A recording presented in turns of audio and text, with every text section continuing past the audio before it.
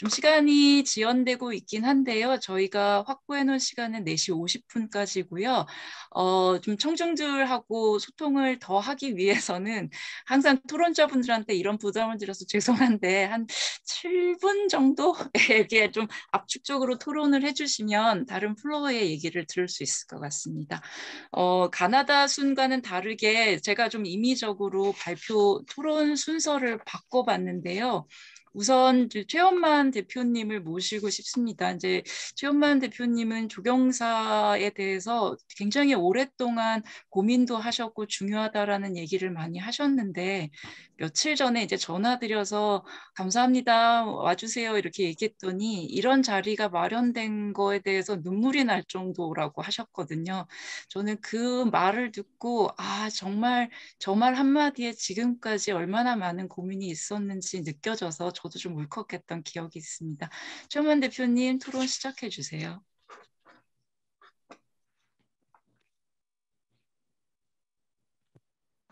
목소리 들리나요? 약간 빈말로 했던 건데 그 말에 넘어가시면 안 되는데요. 아까 이남진 소장님이 그 조경사 제도에 대해서 처음 들었다고 하는데 그런 부분이 조선업에서 이제 논의되다 보니까 조선업은 대표자 모임이다 보니까 그 설계하시는 분들이 듣기가 쉽지 않았을 거예요.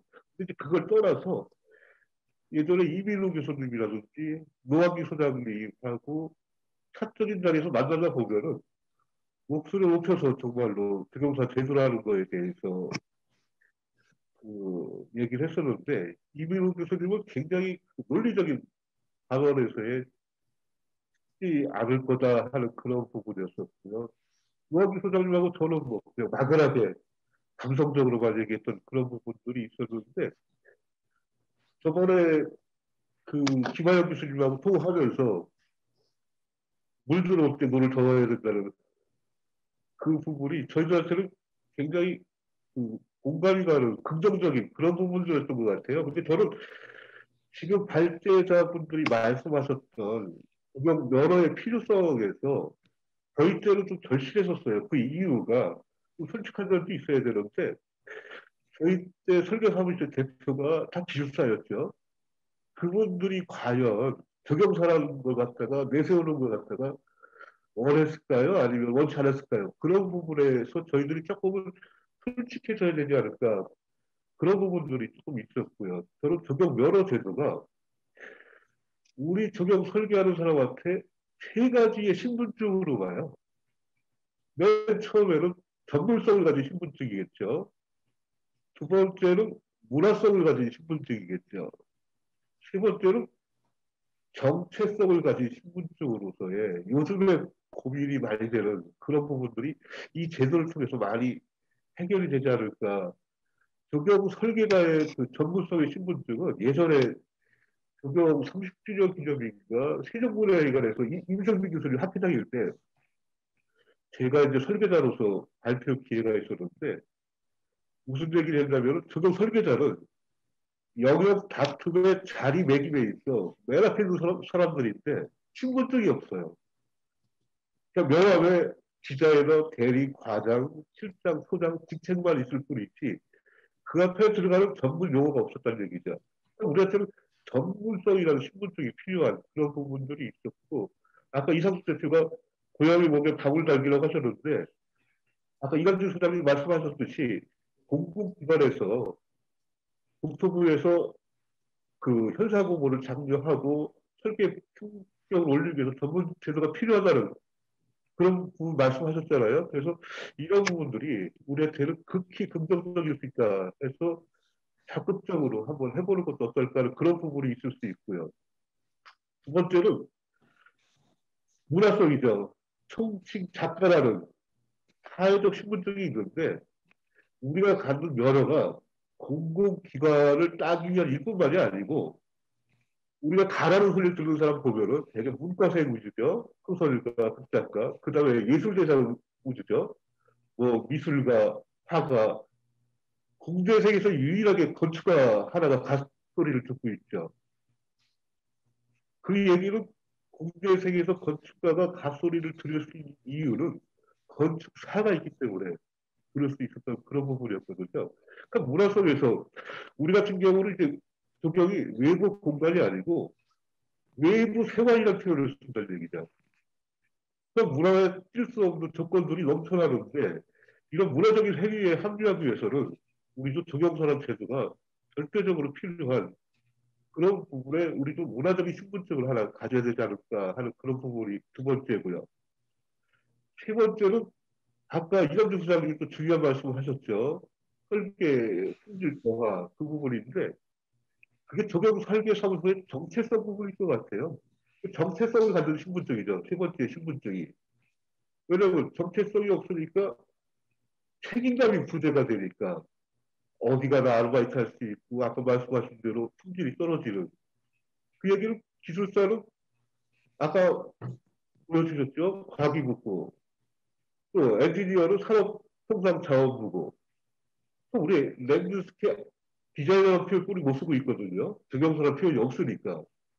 기껏 쓴다는 게 랜드스케 디자이너라는 표현을 쓰고 있는데 그러다 보니까 절실함이 없다 보니까 사회 통념의 간섭에 휘둘렸다 그러죠. 예전에 그 시립대의 김 교수님이죠. 갑자기 이름 생각이 안 나는데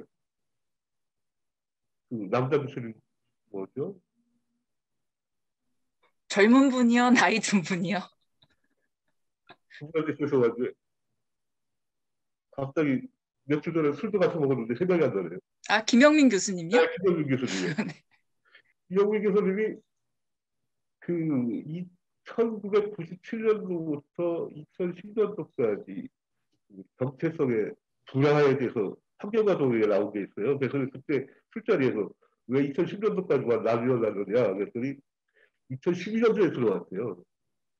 그러니까 그런 부분인데 그런 부분들이 건축, 예술, 어바니즘 뭐 그런 등등으로 아까 이게 제가 사회 통념의 간섭이라는 거는 우리가 신분증이 없으니까 그런 쪽에 휘둘렸지 않을까. 그래서 그런 이유로 인해서 정체성이 분화되지 않았을까 하는 부분에서 이 세 가지 정도가 앞에서 말씀하신 토론의 발제에 제가 나름대로 생각한 그 부분이 아닐까 추격해서 한번 말씀드려봅니다.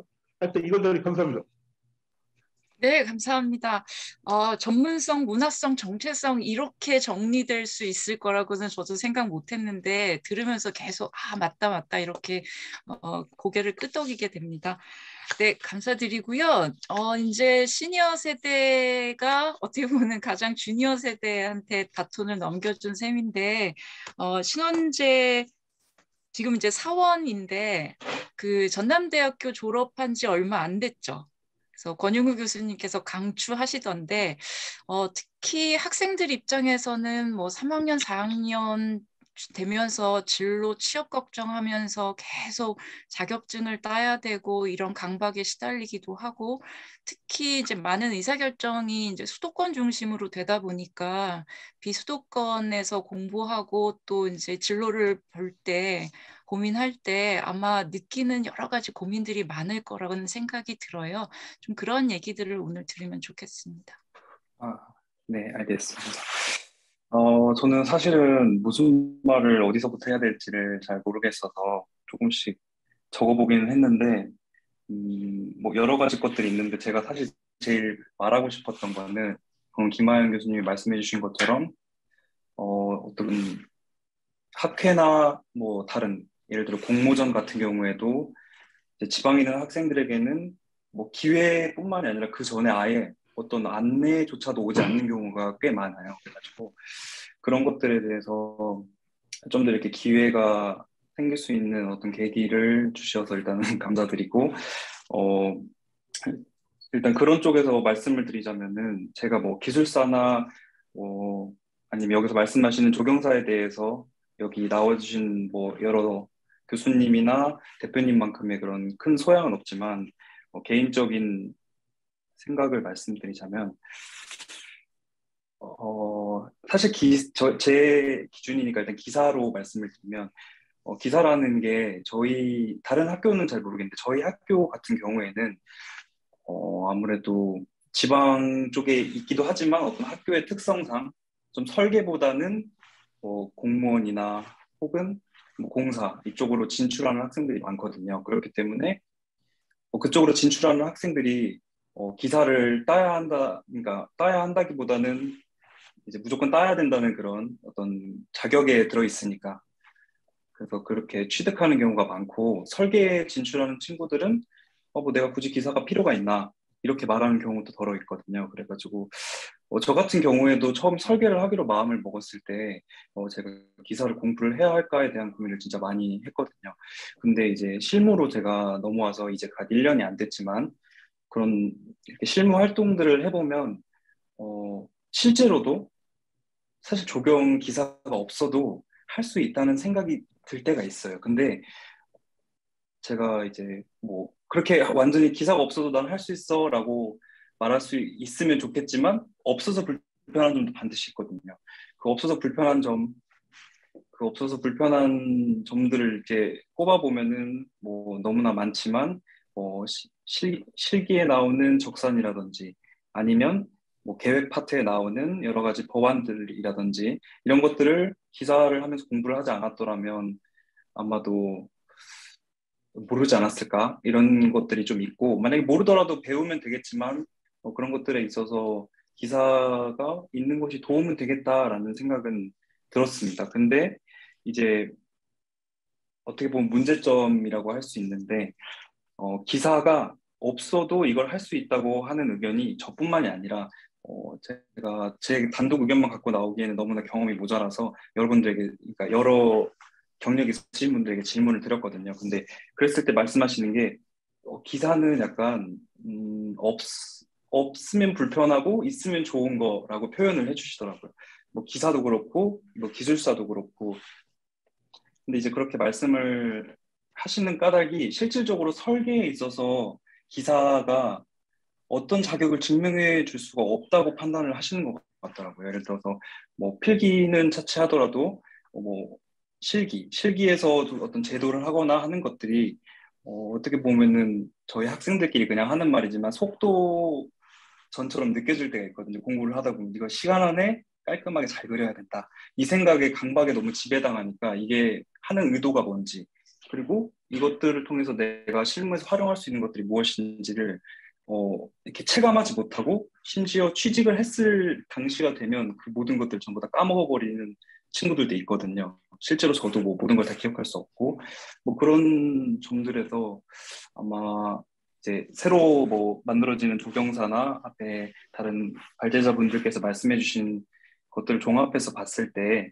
아까 신호섭 소장님께서 교육에서부터 어떤 자격까지 이렇게 좀 전체적으로 고려가 됐으면 좋겠다 하시는 부분에서 저는 이제 교육적인 부분에 집중을 해서 기존 기사가 가지고 있던 단점 이를테면은 제가 봤을 때 좀 이제 뭐 그걸 출제하신 교수님께는 어떻게 보면 조금 조심스럽지만 그 연꽃이 처음 한국에 도입된 시기가 언제냐라는 문제가 있었는데 정말 제가 아무리 찾아도 그렇게 안 나오는 거예요. 너무 궁금해가지고 그리고 관련 교수님한테 물어봤는데도 이거는 뭐 내가 정확히 답변을 찾아보고 해줘야 될 것 같다라는 답변을 받았을 정도로 좀 당황스러웠던 문제들도 있고 뭐 어떤 교수님께서는 이제 뭐 교수님께서는 기사라는 게 너희를 이렇게 100점 만점이면은 고득점을 받기 위한 시험이 아니라 사람을 추려내기 위한 시험이기 때문에 틀리라고 낸 문제 같다라고 판단을 하셨는데 저는 이제 새로 만들어지는 뭐 조경사나 뭐 기타 여타 시험들에 있어서는 공부를 한 사람이라면은 어느 정도 맞출 수 있는 떨어뜨리기 위한 시험이 아닌 그래도 공부를 했다면 어느 정도의 성취감을 느낄 수 있고 그걸 이제 실무까지 끌고 갈 수 있는 그런 시험이 됐으면 좋겠다는 생각을 해봤습니다. 두서없이 말하기는 했는데 네, 이렇게 말씀드리고 싶습니다.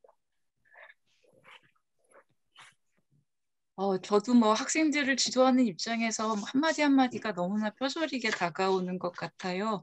그러니까 기사가 결국 설계 능력을 평가하는 게 아니라 뭔가 안 따기에는 되게 찝찝한 무언가로 되고 있는 것 같고 아까 이윤주 소장님 발제에서 봤던 것처럼 결국에는 이게 정말 그 능력 중심, 역량 중심의 평가가 아니고 정말 이렇게 떨어뜨리고 뭐 그러기 위해서 진짜 이상한 문제들을 많이 내는 그런 관행이 이번 기회에는 좀 많이 고쳐져야 되지 않을까 그런 생각 해봅니다. 오늘 되게 잘하셨고요. 네, 감사드립니다. 그러면 세 번째 토론으로는 사실 그 최은경 전무님은 제가 뵌 거는 그룹 한에 계실 때 뵌 거 같은데 뭐 엔지니어링 업체에도 계셨고 설계사무소에도 계셨고 건축사 사무소에서도 대형 건축사무소에서도 계셨고 기술사기도 하고 그러니까 어떻게 보면은 업계의 면면을 다 이해하고 계신 분인 것 같아요. 그래서 모르겠어요. 이게 아까 이남진 소장님 말씀하신 것처럼 기존의 라이센스를 갖고 계신 분으로서 어떤 우려가 되시는 점이 있는 건지 아니면 또 후배 세대들을 위해서 또 제안해 주실 만한 얘기가 있는지 한번 듣도록 하겠습니다. 전무님. 네, 안녕하세요. 들리시나요? 네. 제가 그 방금 말씀하신 것처럼 건축사 사무소도 있었고 기술사 사무소 설계 사무소도 있었고 지금 현재 엔지니어링이 돼 있는데 뭐 직장을 많이 옮겨 다니는 게 사실은 뭐 자랑할 일은 절대로 아닌데 그러다 보니까 이제 제가 느끼는 면에 대해서 말씀을 좀 드릴 수 있지 않을까 싶어서 사실은 예, 이 자리에 나오게 됐고요. 그 요즘에 그 직원들 구하기가 쉽지 않죠. 예, 뭐 다른 요즘 설계사무소는 어떤지 모르겠는데 우리 같은 경우도 그 정도 한창 일을 할 만한 그런 그 직원들 참 구하기가 어렵습니다.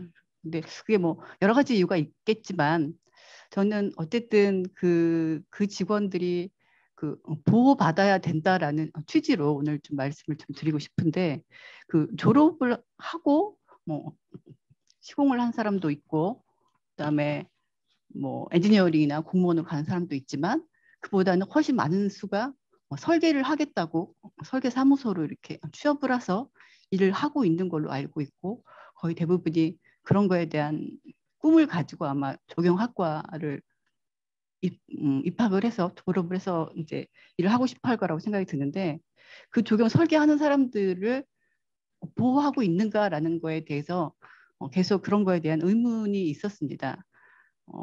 제가 그 설계 사무소하고 여기 엔지니어링 사무소 이렇게 엔지니어링 회사 여기 왔을 때 크게 다른 거는 뭔가 보호를 받고 있다라는 것 같아요. 근데 그게 뭐냐면은 경력을 관리해 준다는 거죠. 근데 이제 엔지니어링 회사는 왜 경력을 관리해 주고 적용 설계 사무소나 이런 데는 왜 안 하는가라고 하면 사실은 가장 현실적인 문제 때문에 뭐 수주 뭐 그 영업 때문에 그게 경력 관리가 필요하기 때문에 그 관리를 해주는 건데 그게 결론적으로는 이제 회사에 도움이 되려고 경력 관리를 하는 거지만 그게 결과적으로는 그 설계한 사람들을 보호하고 그 사람들이 어쨌든 무슨 일을 했는지 어디서 뭘 했는지에 대한 경력 관리가 돼서 그 사람이 자산이 되는 거라고 생각을 하거든요. 그래서 오늘 얘기하시는 이런 조경사 제도 뭐 저는 조경사 제도를 그 조경사가 되신 분들 설계 사무소를 하시는 이런 분들이 어떤 업역 확장 이런 측면도 중요하지만 그 예비 조경사를 꿈꾸는 직원들 현재 조경 설계 사무소에서 고생하면서 이런 그 직원들을 보호하기 위한 장치로라도 조경사는 좀 필요하다라고 생각을 합니다. 뭐 건축사법에 의하면은 건축 설계를 하는 자라고 분명히 얘기가 되어 있는데 조경진흥법에도 보면 조경기술자라든가 이렇게 하면은 무슨 건설 기술이 이렇게 돼 있지 조경 설계 뭐 이런 부분에 대한 언급이라든가 이런 것이 없어서 그 어떻게 보면은 사각지대에 그 많은 그 조경 설계하는 친구들이 좀 방치되어 있지 않나 이런 생각이 들어요. 그 최근에 보면 근데 물론 뭐 건축사에 대해서는 아까도 말씀을 여러 번 하셨으니까 제가 따로 얘기를 하진 않겠는데 최근에 보면은 산림 분야가 많이 이렇게 뜨고 있는데 산림기술회라든가 뭐 이런 어떤 단체를 만들어서 산림 분야에서도 그런 자격증 라든가 어떤 기술 용역, 산림 용역업 관리를 하고 그다음에 그런 그 사업이나 그 용역에 대한 실적 관리를 하면서 기술자 교육하고 훈련을 같이 병행을 해서 그 업역의 어떤 확장, 그리고 당연히 이게 어떤 이런 거 갖춰지면은 우리가 그 공공 발주를 할 때 이런 자격 기준을 놓을 수가 있거든요. 이런 식의 어떤 체계적인 이런 것들이 이 산림기술인회를 제가 봤는데 2018년부터 이제 천천히 시작을 해서 지금은 이제 거의 그 기술자 자격증을 지금 3가지 다 만들어서 그거를 관리를 하고 있습니다. 물론 이제 우리 같은 엔지니어링에서는 이게 우리 수주하고 관련이 있기 때문에 사실 굉장히 좀 민감한 부분이기도 한데 한편으로는 보면서 우리도 어쨌든 건축사처럼 관리가 되든 아니면 뭐 산림기술인회 꼭 산림기술인회가 아니더라도 저렇게 좀 관리가 좀 돼야 되지 않을까라는 부분이거든요. 그래서 저는 그 뭐 조경사법 아까 이렇게 하려면 어떻게 되냐 아까 그 수장님 말씀하신 것처럼 제 생각에도 조경진흥법이 있으니까 일단 조경사법을 결과적으로는 조경사법을 만드는 것이 가장 이상적이긴 하지만 제 생각에도 조경진흥법에 조경사에 대한 항목을 넣는 것부터 시작을 해서 좀 뭐 시작이 일단은 중요하고 이게 차근차근 진행이 되면 그 조경사의 어떤 제도가 되겠죠. 그리고 그 와중까지 그때까지 그 예비 조경사들 그리고 뭐 조경 설계를 한다고 해서 전부 다 조경사가 되는 거는 아니잖아요. 건축사법에 의하면 건축사보라는 제도도 있습니다. 그래서 건축사보는 등록을 하면 무슨 감리 업무라든가 이런 쪽으로도 할 수 있고 그다음에 우리가 그 공공 발주하는 사업 수행 능력의 그 평가를 할 때 평가 항목으로 활용될 수도 있거든요. 그러니까는 설계를 하다가 전부 다 건축사가 되고 설계를 하다가 전부 다 조경사가 되는 건 아니니까 그 사람들이 다른 쪽으로도 좀 나갈 수 있는 어떤 그런 경력 관리가 된다고 하면 그 전공을 하고 그러니까 학과 전공을 하고 그 전공으로 평생을 먹고 살 수 있는 이 조경이라는 직업이 좀 더 안정적으로 이렇게 유지가 된다고 하면 그 수장님들이 하시는 그런 아까 그 무슨 뭐 여러 가지 그런 좋은 일들을 하기 위한 기본 베이스인 그 예비 조경사들 그분들 그 친구들의 어떤 그런 경력 관리를 통해서 그분들이 좀 충분히 좀 보호받을 수 있도록 그렇게 하기 위해서라도 조경사 제도는 꼭 필요하고 빨리 지금이라도 좀 시행이 돼야 되지 않을까 이렇게 생각을 합니다. 네, 감사합니다. 저희가 뭐 교육 얘기 아까 잠깐 했었고, 뭐 시험을 통해 가지고 배출되는 조경사 당연히 관심의 대상인데, 사실 학교에서 갓 진입해 가지고 그 설계사무소를 다니다가 2, 3년 안에 이직하고 설계 현장을 떠나는 친구들이 정말 많거든요. 그러니까 이 친구들이 얼마나 우리한테 중요한 재원이고 자산인데 이 친구들을 보호해 주지 못하고 있구나. 그런 측면에서 이제 최은경 전무님께서 지금 강조하신 부분이 굉장히 중요한 부분이고 우리가 놓치지 말아야 될 것 같습니다. 네, 그러면 어떻게 하다 보니까 이제 시간이 다 지나가고 있고 변재선 교수님의 토론만 남았는데요. 변 교수님께서는 그 여러 가지 뭐 NCS라던가 이제 교육에 있어서 여러 가지 제도적인 측면에 대한 연구도 많이 하시고 교육 현장에서 훌륭한 제자들 키워서 일선에 많이 내보내려고 애도 많이 쓰시고 해서 좀 다른 시각으로 토론을 해주실 수 있을 것 같습니다. 교수님. 예, 그 마지막 또 토론을 맡게 돼갖고 또 시간 안배를 해야 된다는 게 또 중요한 과제 중에 하나라고 생각이 되고요. 또 이제 그 김하연 교수님께서 또 다른 시각으로 얘기를 해달라고 했는데 저도 비슷한 시각이어갖고 딱 부러지게 다른 시각으로 말씀드리긴 좀 어려울 것 같아요. 그래도 일단 지금까지 들으면서 뭐 전반적으로 들었던 생각들이 오늘 조경의 자격 그리고 조경 설계 면허의 그 문제점, 대안 뭐 이런 것들을 말씀하셨는데 굉장히 시의적절한 뭐 논의사항이라고 보거든요. 최근에 뭐 나무이사라든가 혹은 뭐 가로수 조성 관리사라든가 또 뭐 몇 년 됐지만 생태보건 산업기사라든가 뭐 이런 기사 자격증들이 관련 분야에서 굉장히 많은 자격 제도들이 뭐 많이 발현되고 있거든요. 그러면서 동시에 점점 업역에 대한 그 훼손 이런 것들의 침해 이런 것들이 굉장히 많이 일어나고 있는 입장에서 어떻게 보면은 조경 설계라고 하는 면허나 자격 제도의 그 확립 그리고 이제 바운더리의 설정 같은 것들은 굉장히 중요한 의미를 가질 수 있는 거고 어쩌면 논의의 시점이 조금 더 늦지 않았나라고 하는 생각이 들 정도로 굉장히 시의적절하다고 보고 있습니다. 어떻게 보면은 조경 시공이나 관리 같은 경우에는 기존에 있었던 조경 기사 혹은 뭐 기술사를 가지고서도 뭐 충분하게 엄격하게 그리고 이제 뭐 이제 어느 정도 이제 관리가 되고 있다라고 보고 있는데요. 조경 설계라든가 혹은 감리와 같은 부분에 있어서 계획이나 설계 이런 부분들은 어쩌면은 그 기존에 있었던 조경 기사라든가 혹은 조경 기술사 이런 그 기존의 그 뭐 이제 자격 제도를 가지고서는 조금 이제 관리하기가 어려운 부분들이 있고 조금 이제 뭐 그것들을 평가하기 위한 그런 수단으로서도 조금 부족한 그런 부분들이 있지 않나라고 하는 생각이 들어서 뭐 지금 이 시점에서 뭐 교육계에도 굉장히 상당히 좋은 그 논의 사항이라고 생각이 되고 뭐 좋은 발전적인 그런 그 제도로 발전을 하면 좋겠다라는 생각이 들었습니다. 조경 설계 면허 신설이라고 하는 게 아까도 계속 말씀을 하셨는데 이제 양적인 팽창이 굉장히 설계 분야에서 많이 일어나고 있는데 이런 것들을 견주어 봤을 때 어쩌면 질적인 부분에 있어서 조경 설계라고 하는 부분이 아직까지는 이제 질적 수준을 담보할 수 있는 그런 자격 제도가 없다라고 하는 부분들도 또 이제 자격 제도의 필요성이라든가 면허의 필요성 같은 것들을 또 한번 얘기하는 부분이 아닐까 생각이 되고요. 오늘 뭐 발제 내용들을 보니까는 굉장히 탄탄하게 이제 구성이 돼 있었던 그 발제 내용들 같습니다. 우선 그 스튜디오 201의 그 이상수 대표님께서는 기존에 이제 조경 설계 면허가 필요한 부분에 대해서 어쩌면 이렇게 실무와 관련돼 갖고서도 굉장히 필요성 같은 것들을 많이 말씀해 주셨고, 그리고 이제 그 신호섭 소장님께서는 그 관련된 인접 분야의 어떤 사례를 들어가면서 앞으로 이제 조경사 제도가 들어왔을 때 시행착오를 겪지 않고 어떻게 발전해 나가야 되는지에 대해서 어쩌면 가이드라인 같은 성격의 그 좋은 발제 내용을 말씀해 주셨고요.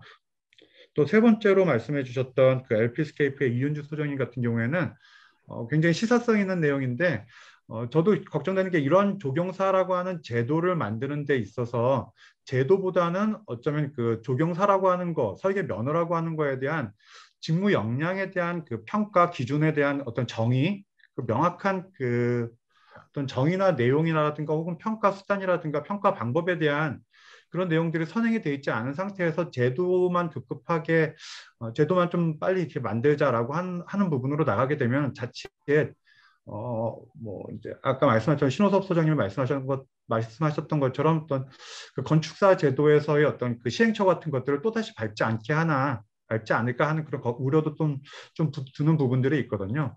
그런 차원에서 본다면은 그 이윤주 소장님께서 말씀하셨던 미국이나 혹은 영국이나 독일의 그런 그 어떤 그 직무 역량에 대한 확실한 정의 그리고 그것들을 평가하기 위한 수준 그리고 레벨별로 0레벨부터 또 5레벨까지 이렇게 쭉 나열되어 있는 그 수준에서의 평가 그리고 또 그 일단은 그것들을 통해서 이제 어떤 면허 제도가 나왔다고 하더라도 그런 것들을 또 아까 이제 그 김하연 교수님께서도 말씀하셨는데 케어하고 꾸준히 관리할 수 있는 그런 그 제도적인 그 지속적인 그 케어 시스템 같은 것들도 굉장히 시사성 있는 내용으로서 향후에 조경사 제도라는 것이 도입이 됐을 때 어떻게 보면 그런 것들을 좀 그 반영해야 되는 그런 사항들이 아닌가 하는 생각이 들었습니다. 그리고 마지막으로 이제 바이런의 그 이남진 소장님께서 말씀을 해주셨는데 제가 들어보니까 결코 혼자서 고민한 내용이 아니신 것처럼 굉장히 방대한 내용에 그리고 앞으로 충분히 조경사 제도에 있어서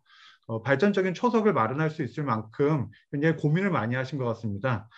건축사 제도와도 비교해 갖고서 어떻게 발전이 돼야 되는지 그리고 거기에 필요한 자격 제도라든가 그런 것들이 어떤 조건들을 가지고 수반되어야 되는지에 대해서도 좀 많이 말씀을 해주셨는데 어쩌면 이것들이 그 혼자서 고민하는 내용이 아니라 좀 더 공론화시켜 갖고서 많은 사람들이 그 소장님께서 말씀하셨던 내용들에 살을 붙이고 좀 더 나아간다면은 조경사 제도의 어떤 초석이 될 수 있는 좋은 내용이 아닐까 생각이 됩니다.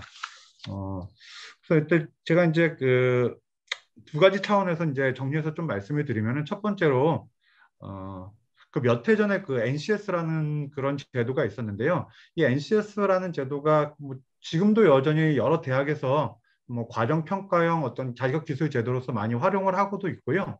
또 그게 이제 그 고용노동부에서도 실제로 조경기사와 동등한 그런 자격기술로서 인정이 되고 있는 시점이 되고 있거든요.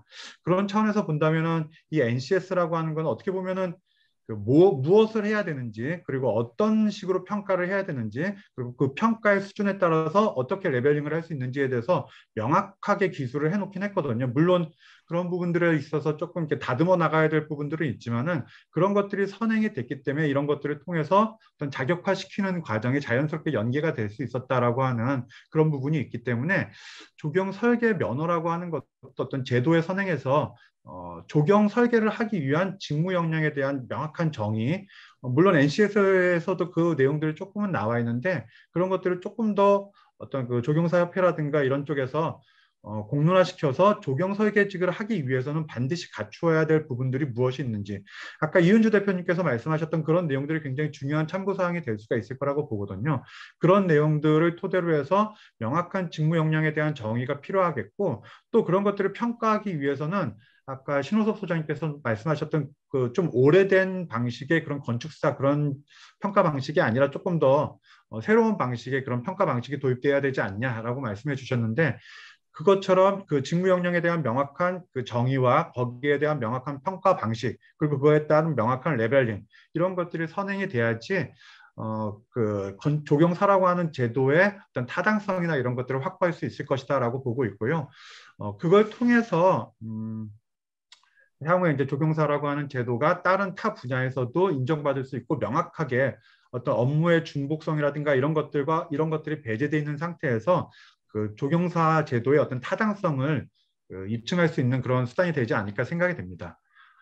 그리고 두 번째로 좀 말씀드리는 거는, 저는 이제 아무래도 좀 학교에 있는 입장이다 보니까는 이런 식으로 좀 말씀을 드리고 싶은데, 건축학과나 건축공학과는 분명히 조금 어떻게, 저는 그 전공이 아니라서 잘은 모르겠지만은 건축학과 같은 경우에는 건축사라든가 혹은 이제 설계 쪽에 조금 치중해서 이제 그 초점을 맞추고 있는 반면에, 건축공학과 같은 경우에는 어떤 조경 구조라든가 기계 설비라든가 혹은 그 조경과 관련되어 있는 그 건축과 관련되어 있는 구조 이런 쪽에 그 공학적인 부분에 조금 더 초점을 맞춰서 건축 기술사 쪽에 여러 가지 기술사가 있지만 건축 기술사 쪽에 초점을 맞추고 있다라는 점에서 학부 과정에서부터 조금 분할이 돼서 어떤 그 전공성을 가져가고 있다라고 하는 측면에서 본다면은, 어쩌면은 거기에 비해서 이제 조경이라고 하는 부분은 약간 혼재돼서 지금 진행되는 그런 부분들이 많이 있거든요. 그러니까 그런 부분들이 이제 무시하지 못할 부분이라고 보고요. 어떻게 보면은 학부 과정에서도 좀 코스워크로 해갖고 조금 전문화되어 있는 그런 방향으로 교육 체계가 갖추어져야지, 어떤 조경사라고 하는 거를 목표로 하는 학생과 또 조경 기술사라고 하는 거를 목표로 하는 학생들 간의 어떤 그 구분이 되고, 초기에 학부를 마치고 입직 수준에서도 내가 원하는 방향이 어떤 방향이다 해가지고 그 커리어 개발을 해 나갈 수 있는 그런 어떤 뭐라고 해야 되나요?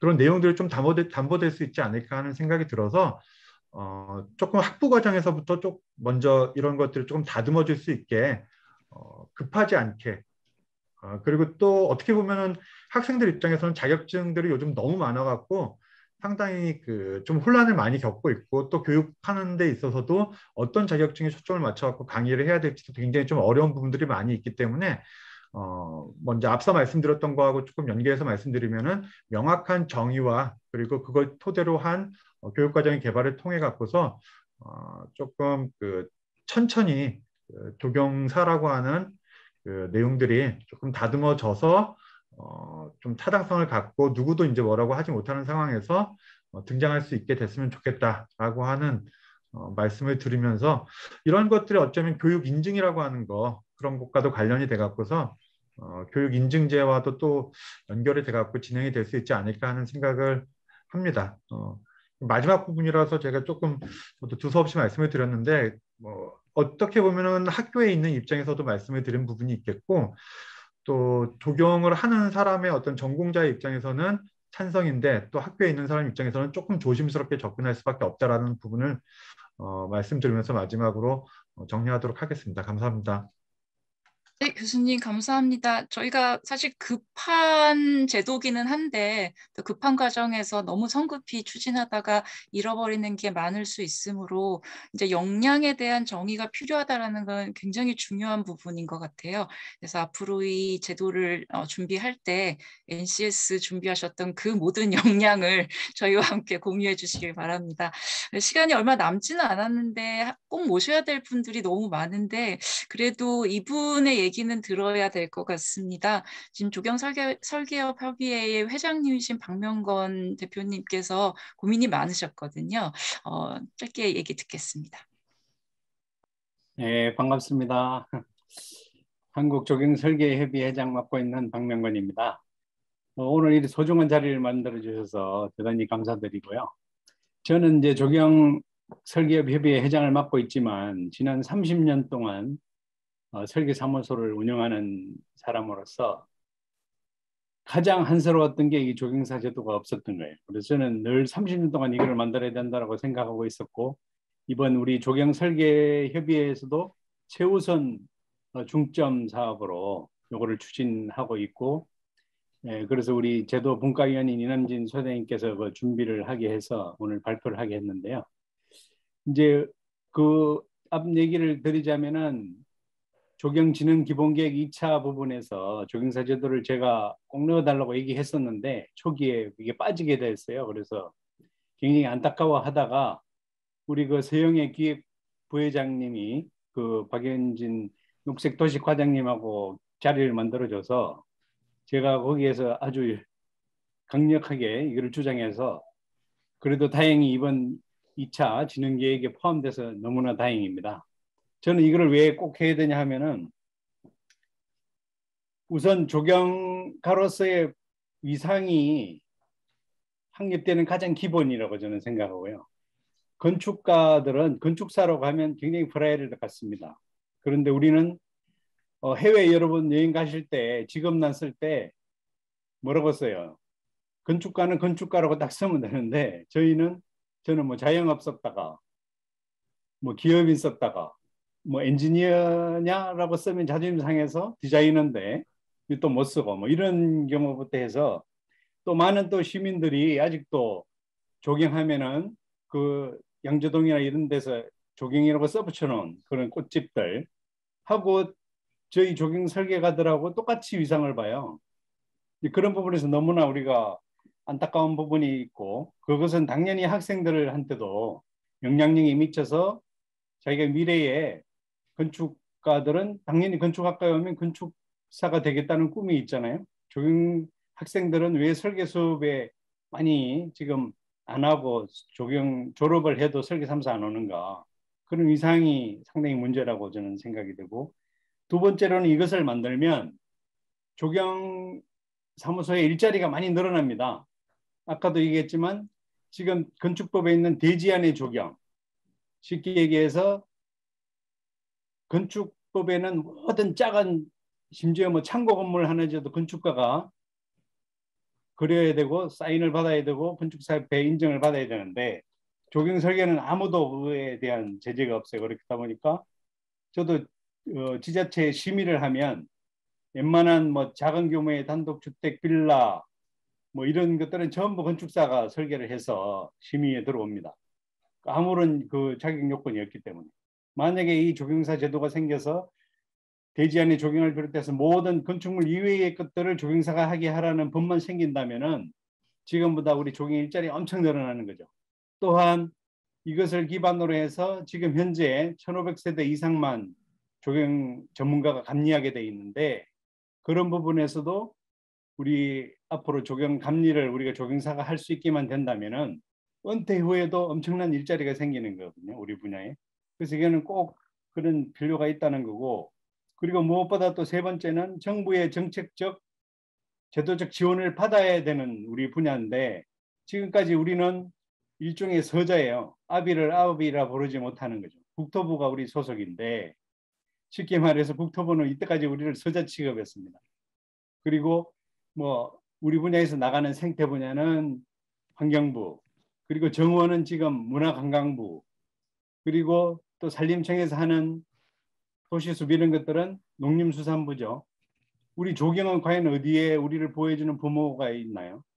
그래서 이번 기회에 저는 국토부에서 확실하게 우리 분야를 케어할 수 있는 조직으로 만들면 우리가 정책적 지원을 받고 건축사 협회처럼 정부의 자금도 받을 수 있고 그렇게 하면 우리가 교육이라든지 연구라든지 이런 것들도 할 수 있다는 거고요.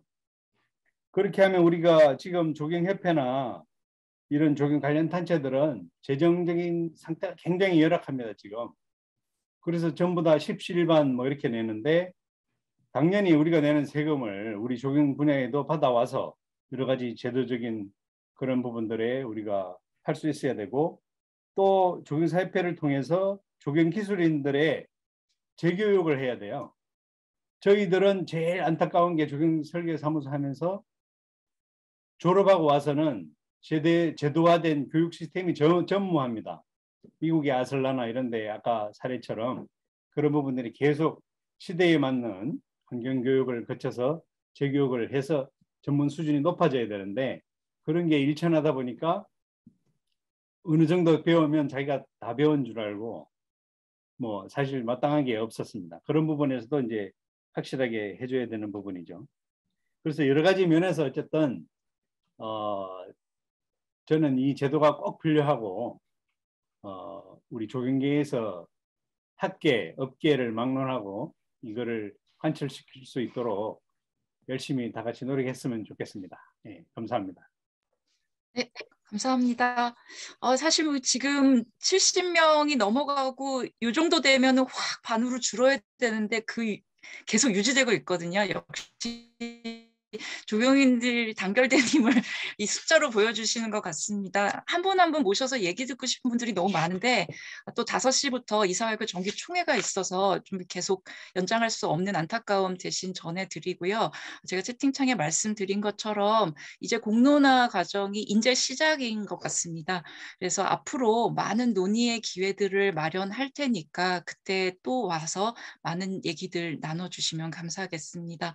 오늘 발표해 주신 분들, 토론해 주신 분들, 그리고 끝까지 이 자리를 빛내주신 모든 분들께 감사드리고 학술 부회장님이 강조하신 부분이 있는데 5시에 정기총회와 이사회도 꼭 많이 참석해 주셔서 조경인들의 단결된 힘을 계속 보여주시면 감사하겠습니다. 오늘 많이 고맙습니다.